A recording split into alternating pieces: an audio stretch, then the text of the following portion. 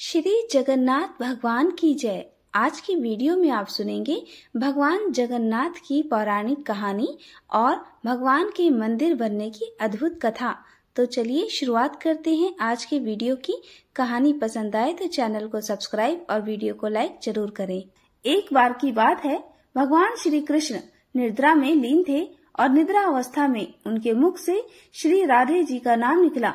पटरानियों को लगा कि वे सब तो प्रभु की इतनी सेवा करती हैं, हर समय उन्हीं के आसपास घूमती हैं, परंतु प्रभु को तो हमसे ज्यादा राधा जी का ही स्मरण रहता है। रुक्मणी जी और अन्य रानियों ने रोहिणी जी से राधा रानी और श्री कृष्ण के प्रेम और ब्रज लीलाओं का वर्णन करने की प्रार्थना की।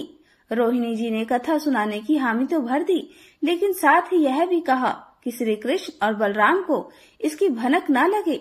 तय हुआ कि सभी रानियों को रोहिणी जी गुप्त स्थान पर यह कथा सुनाएंगी, वहाँ कोई और न आए। इसके लिए सुभद्रा जी को द्वार पर पहरा देने के लिए मना लिया गया। सुभद्रा जी को आदेश हुआ कि स्वयं श्री कृष्ण या बलराम जी वहाँ पर अगर आ गए तो उन्हें भी अंदर मत आने देना। माता ने कथा सुनानी आरंभ की। सुभद्रा जी द्वार पर तैनात थीं। थोड़ी ही देर में श्री कृष्ण और बलराम जी वहाँ पहुँच गए। सुभद्रा जी ने उन्हें अंदर जाने से रोक लिया। इससे भगवान श्री कृष्ण को कुछ संदेह हुआ। वह बाहर से ही अपनी सूक्ष्म शक्ति द्वारा अंदर की माता द्वारा वर्णित ब्रज लीलाओं को आनंद से लेकर सुनने लगे। बलराम जी भी साथ ही साथ कथा का आनंद लेने लगे। कथा सुनते सुनते श्री कृष्ण, बलराम और सुभद्रा जी के हृदय में ब्रज के प्रति अद्भुत प्रेम भाव उत्पन्न हुआ। उस भाव में उनके हाथ पैर सिकुड़ने लगे जैसे वह बाल्यकाल में थे। तीनों राधा जी की कथा में ऐसे विभोर हुए कि मूर्ति के समान जड़ होने लगे। बड़े ध्यान पूर्वक देखने पर भी उनके हाथ पैर दिखाई ही नहीं देते थे। सुदर्शन जी ने भी द्रवित होकर लंबा रूप धारण कर लिया। उसी समय देवर्षि नारद जी बीड़ा बजाते हुए वहां आ पहुंचे और भगवान के इस रूप को देखकर आश्चर्यचकित रह गए और अपलक निहारते ही रहे। कुछ समय के बाद जब उनकी तंद्रा भंग हुई तो नारद जी ने सबको प्रणाम करके भगवान श्री कृष्ण से कहा, हे प्रभु, मेरी इच्छा है कि मैंने आज जो रूप देखा है वह रूप आपके भक्त जनों को पृथ्वी लोक पर चिरकाल तक देखने को मिले। आप इस रूप में पृथ्वी पर वास करें। प्रभु भगवान श्री कृष्ण नारद जी की इस बात से बड़े प्रसन्न हुए और उन्होंने कहा, देवर्षि, ऐसा ही होगा। कलिकाल में भी मैं इसी रूप में नीलांचल क्षेत्र में अपना स्वरूप प्रकट करूंगा। कलयुग आगमन के उपरांत प्रभु की प्रेरणा से मालवराज इंद्रदुमन ने भगवान श्री कृष्ण, बलभद्र जी और बहन सुभद्रा जी की ऐसी ही प्रतिमा जगन्नाथ मंदिर में स्थापित कराई। राजा इंद्रदुमन श्रेष्ठ प्रजापालक राजा थे। प्रजा उन्हें बहुत प्रेम किया करती थी। उनकी प्रजा उनके राज्य में पूरी तरह सुखी और संतुष्ट थी।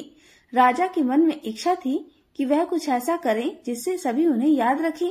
दैव योग से राजा इंद्रदुमन के मन में एक अज्ञात कामना प्रकट हुई कि वह एक ऐसे मंदिर का निर्माण कराएं जो दुनिया में कहीं देखा ही ना हो। अगर मंदिर बन गया तो फिर उस मंदिर में किस देवता की मूर्ति स्थापित करें। राजा इंद्रदुमन के मन में यही विचार छिटकने लगा। एक रात इसी पर गंभीर चिंता करते करते राजा सो गए। नींद में राजा को एक स्वप्न आया। स्वप्न में उन्होंने एक देववाणी सुनी। इंद्रदुमन ने सुना कि राजा, तुम पहले नए मंदिर का निर्माण आरंभ करो। मूर्ति विग्रह की चिंता छोड़ दो। उचित समय आने पर तुम्हें स्वयं वह राह दिखाई पड़ेगी। राजा नींद से जाग उठे। सुबह होते ही उन्होंने अपने मंत्रियों को अपने सपने की बात बताई। राजपुरोहित के सुझाव पर शुभ मुहूर्त में पूर्वी समुद्री तट पर एक विशाल मंदिर के निर्माण का निश्चय किया। वैदिक मंत्रोच्चार के साथ शुभ मुहूर्त में मंदिर निर्माण का श्री गणेश भी हो गया। राजा इंद्रदुमन के मंदिर बनवाने की सूचना शिल्पियों और कारीगरों को हुई। अब तो सभी इस शुभ कार्य में, इस अलौकिक कार्य में अपना अपना योगदान देने के लिए पहुंच गए। दिन रात मंदिर के निर्माण में जुट गए। कुछ ही वर्षों में अद्भुत मंदिर बनकर तैयार हो गया। सागर तट पर एक विशाल मंदिर का निर्माण तो हो गया, परंतु इस विशाल मंदिर के अंदर किस भगवान की मूर्ति स्थापित की जाए, यह समस्या तो जस की तस थी। अब राजा फिर से चिंतित होने लगे। एक दिन मंदिर के गर्भगृह में बैठकर इसी चिंता में राजा की आंखों में आंसू बह गए। राजा ने भगवान से विनती की, प्रभु, आपके किस स्वरूप को मैं इस मंदिर में स्थापित करूं? मैं इसी चिंता से व्याकुल हूं। मार्ग दिखाइए प्रभु। आपने स्वप्न में जो संकेत दिया था उसे पूरा होने का समय कब आएगा? देव विग्रह विहीन मंदिर देखकर सब मुझ पर हंसेंगे। राजा की आंखों में आंसू झरझर बह रहे थे और वह मन ही मन सच्चे मन से प्रभु से प्रार्थना करते जा रहे थे कि प्रभु, आपके आशीर्वाद से मेरा बड़ा सम्मान है। प्रजा समझेगी कि मैंने झूठ मूठ में स्वप्न में आपके आदेश की बात कहकर इतना बड़ा श्रम कराया। हे प्रभु, मुझे कुछ नहीं सूझ रहा, बस आप ही मार्ग दिखाइए। राजा बड़े मन से दुखी होकर अपने महल में चले गए। उसी रात को राजा ने फिर से एक सपना देखा। सपने में उन्हें दिव्य वाणी सुनाई दी कि राजन, यहाँ निकट में ही भगवान श्री कृष्ण का विग्रह रूप है। तुम उसे खोजने का प्रयास करो, तुम्हें दर्शन मिलेंगे। इंद्रदुम्न ने स्वप्न की बात फिर से राजपुरोहित और मंत्रियों को बताई।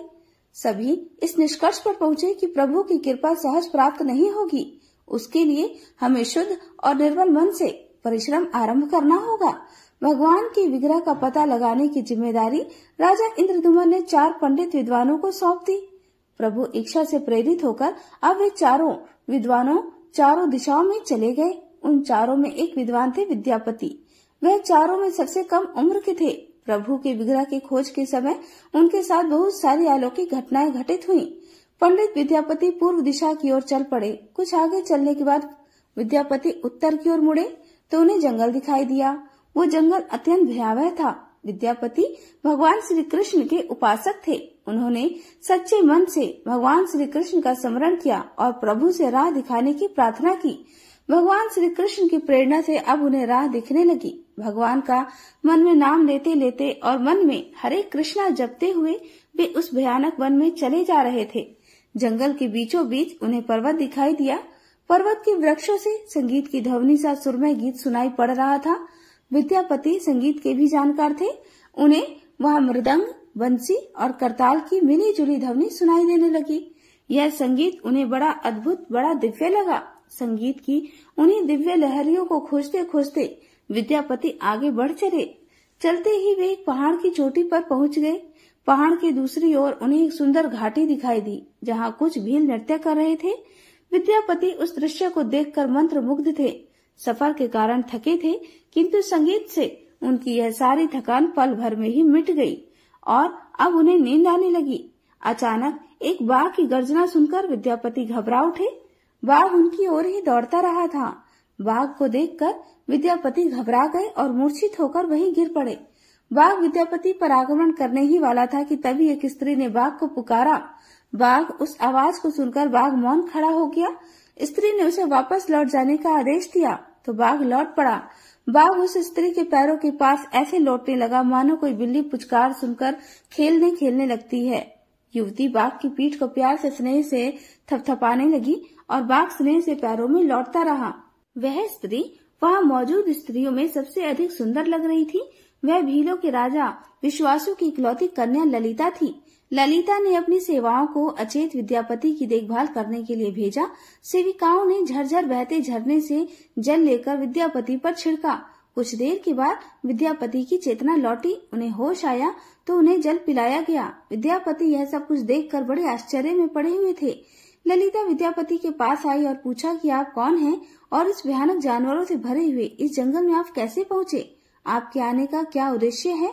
बताइए ताकि मैं आपकी कुछ सहायता कर सकूं। विद्यापति के मन में उस बाघ का भय अभी पूरी तरह से गया नहीं था। ललिता ने यह बात भांप ली। फिर उन्हें दिलासा देते हुए कहने लगी, विप्रवर, आप मेरे साथ चलिए। जब आप स्वस्थ हो जाएं, तब अपने लक्ष्य की ओर प्रस्थान कीजिएगा। विद्यापति ललिता के पीछे पीछे उनकी बस्ती की तरफ चल पड़े। विद्यापति भीलों के राजा विश्वासु से मिलने और अपना परिचय दिया। विश्वासु विद्यापति जैसे विद्वान से मिलकर बड़े प्रसन्न हुए। विद्यापति कुछ दिन वहाँ उनके अतिथि बनकर रुके रहे। वहाँ वह भीलों को धर्म और ज्ञान का उपदेश देने लगे। उनके उपदेशों को विश्वासु तथा ललिता बड़ी रुचि के साथ सुनते थे। अब ललिता के मन में विद्यापति के प्रति अनुराग पैदा हो गया। विद्यापति ने भी भांप लिया कि ललिता जैसी सुंदरी को उनसे प्रेम हो गया है, किंतु विद्यापति तो एक बड़े कार्य के लिए निकले थे। अचानक एक दिन वे बीमार पड़ गए। ललिता ने उनकी खूब सेवा की। इससे अब विद्यापति के मन में भी ललिता के प्रति प्रेम भाव पैदा हो गया। विश्वासु ने प्रस्ताव रखा कि विद्यापति ललिता से विवाह कर ले, जिसे उन्होंने बड़ी खुशी खुशी स्वीकार कर लिया।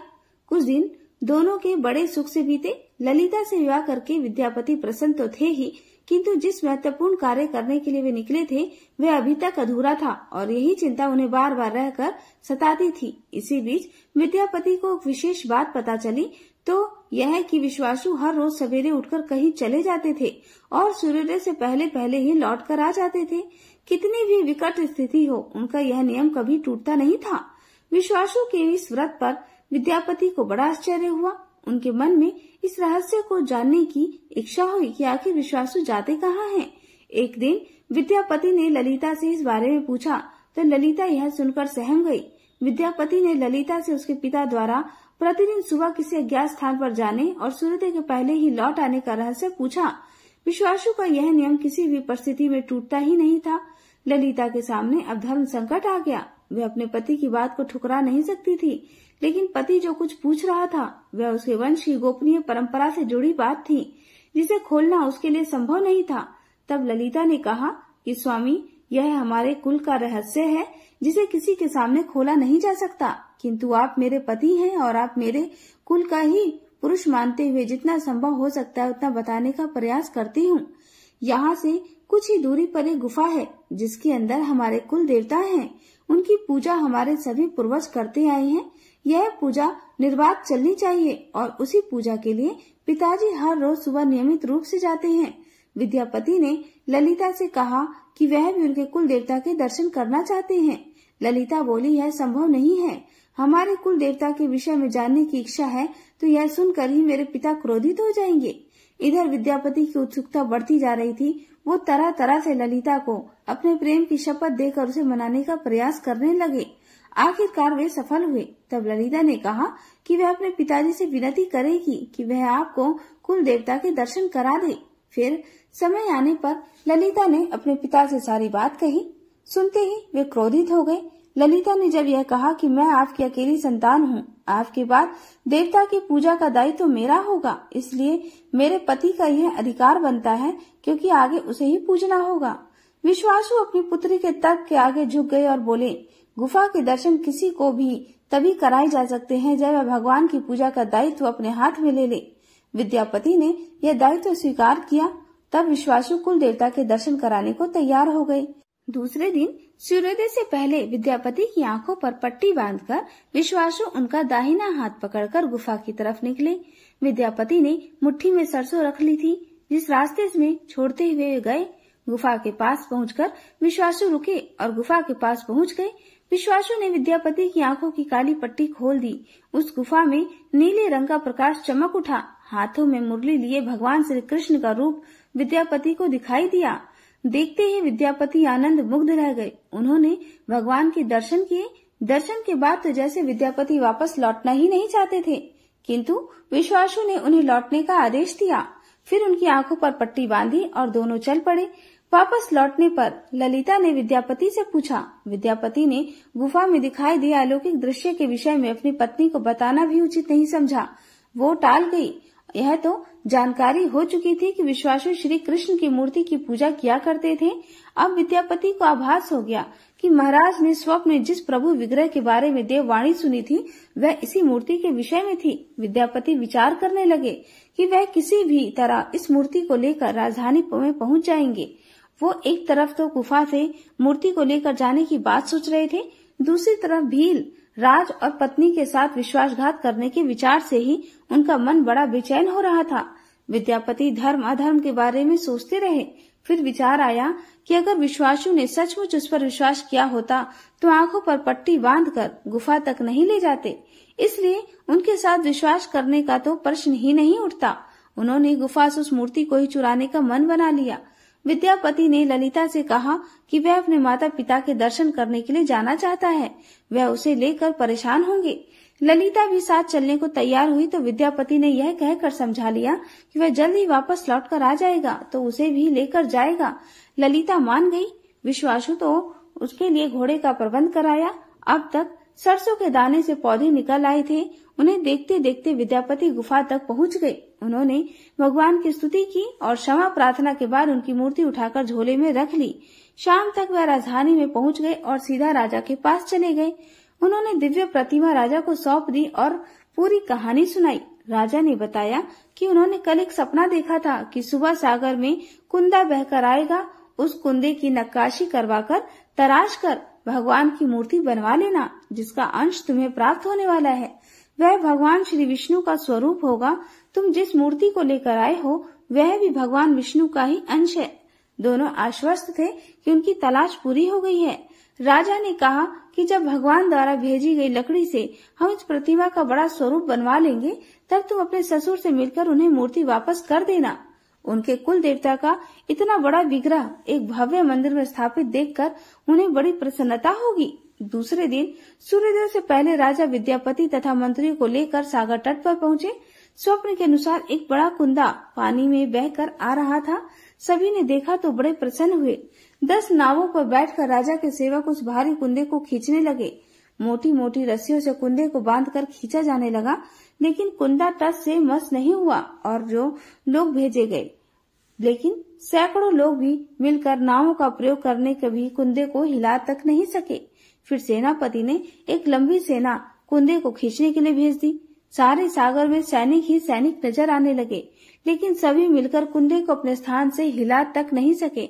कुंदे को खींचने के प्रयास में सुबह से रात हो गई। अचानक राजा ने काम रोकने का आदेश दिया। उन्होंने विद्यापति को अकेले में ले जाकर कहा कि वह समस्या का कारण जान गए हैं। राजा के चेहरे पर संतोष के भाव थे। राजा ने विद्यापति को गोपनीय रूप से कहीं चलने की बात की। राजा इंद्रद्युम्न ने कहा कि अब भगवान का विग्रह बन जाएगा, बस एक काम करना होगा। भगवान श्री कृष्ण ने राजा को ऐसा क्या संकेत दिया था कि उसकी सारी परेशानी ही समाप्त हो गई। राजा इंद्रद्युम्न को भगवान की प्रेरणा से समझ में आने लगा कि आखिर प्रभु के विग्रह के लिए जो लकड़ी का कुंदा पानी में बह कर आया है वह हिलडुल क्यों नहीं रहा। राजा ने विद्यापति को बुलाया और कहा कि तुम जिस दिव्य मूर्ति को अपने साथ लेकर आए हो उसकी अब तक तो पूजा करता आया था, उससे तुरंत भेंट करके क्षमा मांगनी होगी। बिना उसके स्पर्श किए यह कुंदा आगे नहीं बढ़ सकेगा। राजा इंद्रद्युम्न और विद्यापति विश्वासु से मिलने पहुंचे। राजा ने पर्वत की चोटी से जंगल को देखा तो उसकी सुंदरता को देखता ही रह गया। दोनों भीलों की बस्ती की ओर चुपचाप चलते रहे। इधर विश्वासु अपने नियमित दिनचर्या के हिसाब से गुफा में अपने कुल देवता की पूजा के लिए चल पड़े। वहां पहुंचे तो देखा प्रभु की मूर्ति गायब थी। तब वह समझ गए कि उनके दामाद ने ही यह छल उनके साथ किया है। विश्वासु लौटे और अपनी पुत्री को सारी बात बता दी। विश्वासु पीड़ा से भरे हुए घर के आंगन में पछाड़ खाकर गिर गए। ललिता अपने पति द्वारा किए गए विश्वासघात से बहुत दुखी थी और खुद को इसका कारण मान रही थी। पिता पुत्री दिन भर विलाप करते रहे। उन दोनों ने अन्न का एक भी दाना नहीं छुआ। अगली सुबह विश्वासु उठे और हर दिन की तरह अपनी दिनचर्या का पालन करते हुए गुफा की तरफ बढ़ निकले। वे जानते थे कि प्रभु का विग्रह वहां पर नहीं है, फिर भी उनके पैर अनायास ही गुफा की ओर खींचे चले जाते थे। विश्वासु के पीछे पीछे ललिता और रिश्तेदार भी चल दिए। विश्वासु गुफा के भीतर पहुंचे जहाँ भगवान की मूर्ति होती थी। उस चट्टान के पास हाथ जोड़कर खड़े हो गए और फिर उसी चट्टान पर गिर गए और हाथ जोड़कर बिलख बिलख कर रोने लगे। उनके पीछे पीछे बाकी लोग भी रो रहे थे। तभी एक भील युवक भागता हुआ गुफा के पास आया और बताया कि उसने महाराज और उनके साथ विद्यापति को बस्ती की ओर से जाते देखा है। यह सुनकर सब चौंक उठे। विश्वासु राजा के स्वागत में गुफा से बाहर आए, लेकिन उनकी आंखों में आंसू थे। राजा इंद्रद्युम्न विश्वासु के पास आए और उन्हें अपने हृदय से लगा लिया। राजा बोले, भीलराज, तुम्हारे कुल देवता की प्रतिमा का चोर तुम्हारा दामाद नहीं बल्कि मैं स्वयं हूँ। उसने तो केवल अपने महाराज के आदेश का पालन किया था। यह सुनकर सब चौंक उठे। विश्वासु ने राजा को आसन दिया। राजा ने तब विश्वासु को शुरू से लेकर अंत तक सारी बात बताकर कहा कि आखिर उन्हें यह सब क्यों करना पड़ा। फिर राजा ने उनसे अपने स्वप्न और फिर जगन्नाथपुरी में सागर तट पर मंदिर निर्माण की बात कह सुनाई। राजा ने विश्वासु से प्रार्थना की, भील सरदार, विश्वासु कई पीढ़ियों से आपके वंश के लोग भगवान की मूर्ति को पूजते आए हैं। भगवान के उस विग्रह के दर्शन सभी को मिल सके, इसके लिए आपकी सहायता चाहिए। ईश्वर द्वारा भेजे गए लकड़ी के कुंदे से बनी मूर्ति के भीतर हम इस दिव्य मूर्ति को सुरक्षित रखना चाहते हैं। अपने कुल की प्रतिमा को पुरी के मंदिर में स्थापित करने की अनुमति दे दो। उस कुंदे को तुम स्पर्श करोगे तभी वह वहां से हिलेगा। सुनकर विश्वासु राजी हो गए। राजा सब परिवार विश्वासु को लेकर सागर तट पर पहुंचे। विश्वासु ने कुंदे को छुआ और छूते ही कुंदा अपने आप तैरता हुआ किनारे पर आ लगा। राजा के सेवकों ने उस कुंदे को राजमहल में पहुंचा दिया। अगले दिन राजा ने शिल्पकारों और मूर्तिकारों को बुलाकर मंत्रणा की विचार किया कि आखिर इस कुंदे से कौन सी देव मूर्ति बनाना शुभ रहेगा। मूर्तिकारों ने कह दिया कि वे पत्थर की मूर्तियां बनाना तो जानते हैं, लेकिन लकड़ी की मूर्ति बनाने का उन्हें कोई ज्ञान नहीं। अब एक नई बाधा पैदा हो चुकी थी। राजा फिर चिंतित हो गए। उसी समय वहाँ पर एक बूढ़ा आदमी आया और उसने राजा से कहा कि इस मंदिर में आप भगवान श्री कृष्ण को उनके भाई बलभद्र और बहन सुभद्रा के साथ विराजमान कर दीजिए। इस प्रयोग का यही संकेत है कि राजा को उस बूढ़े व्यक्ति की बात से सांत्वना तो मिली, लेकिन समस्या यह थी कि आखिर मूर्ति कैसे बने। तब उस बूढ़े ने कहा कि मैं इस कला में कुशल हूँ, मैं इस पवित्र कार्य को पूरा करूंगा और मूर्तियां बनाऊंगा, किंतु मेरी एक शर्त है। राजा तो सुनते ही प्रसन्न हो गए। फिर उनकी शर्त पूछी। बूढ़े शिल्पी ने कहा कि राजन, मैं भगवान की मूर्ति का निर्माण का काम एकांत में करूंगा और मैं यह काम एक बंद कमरे में करूंगा। काम पूरा होने के बाद मैं स्वयं दरवाजा खोलकर बाहर आऊंगा। इस बीच कोई भी मुझे ना बुलाए। राजा सहमत तो थे, लेकिन उन्हें चिंता भी हुई। बोले, अगर कोई आपके पास नहीं आएगा तो ऐसी हालत में आपके खाने पीने की व्यवस्था कैसे होगी। शिल्पी ने कहा, जब तक मेरा काम पूरा नहीं होता मैं कुछ भी खाता पीता नहीं हूँ। राजा मंदिर के एक विशाल कक्ष में उस बूढ़े शिल्पी ने स्वयं को 21 दिनों के लिए बंद कर लिया और काम शुरू कर दिया। दरवाजे के भीतर से आवाजें आती थीं। महारानी गुणिचा देवी दरवाजे से कान लगाकर अक्सर छैनी हथौड़े के चलने की आवाज सुनती रहती। एक दिन महारानी रोज की तरह कमरे के दरवाजे से कान लगाए खड़ी थी। इस काम को शुरू हुए 15 दिन बीत गए थे और उन्होंने उस कमरे से आवाज सुनाई नहीं बंद हो गई। जब मूर्तिकार के काम करने की कोई आवाज नहीं आई तो रानी चिंतित हो गई। उन्हें लगा कि अंदर तो बहुत ही वृद्ध आदमी है, कुछ खाता पीता भी नहीं, कहीं उसके साथ कुछ अनहोनी ना हो गई हो। व्याकुल होकर रानी ने दरवाजे को धक्का देकर खोला और भीतर झांक कर देखा। महारानी गुणिचा देवी ने उस वृद्ध शिल्पकार को दिए गए वचन को तोड़ दिया था, भंग कर दिया था। मूर्तिकार अभी भी मूर्तियां बना रहा था, किंतु रानी को देखते ही वह अदृश्य हो गए। मूर्ति निर्माण का काम अभी तक पूरा नहीं हुआ था। हाथ पैर का निर्माण पूरा नहीं हुआ था। वृद्ध शिल्पकार के रूप में वहां स्वयं देवताओं के शिल्पी भगवान विश्वकर्मा जी पधारे थे और उनके अदृश्य होते ही वो सब मूर्तियां अधूरी की अधूरी रह गई। इसी कारण आज भी यह मूर्तियां वैसी ही हैं। उन प्रतिमाओं को ही मंदिर में स्थापित कराया गया। कहते हैं विश्वासु संभवतः उस जरा बहेलिये का वंशज था जिसने अनजाने में भगवान श्री कृष्ण की हत्या कर दी थी। विश्वासु सिर्फ श्री कृष्ण के पवित्र अवशेषों की पूजा किया करते थे। यह अवशेष मूर्तियों में छिपा कर रखे गए थे। विद्यापति और ललिता के वंशज जिन्हें दैत्यपति कहते हैं, उनका परिवार ही यहाँ अब तक पूजा करता रहा है। यह थी भगवान श्री जगन्नाथ जी की कथा।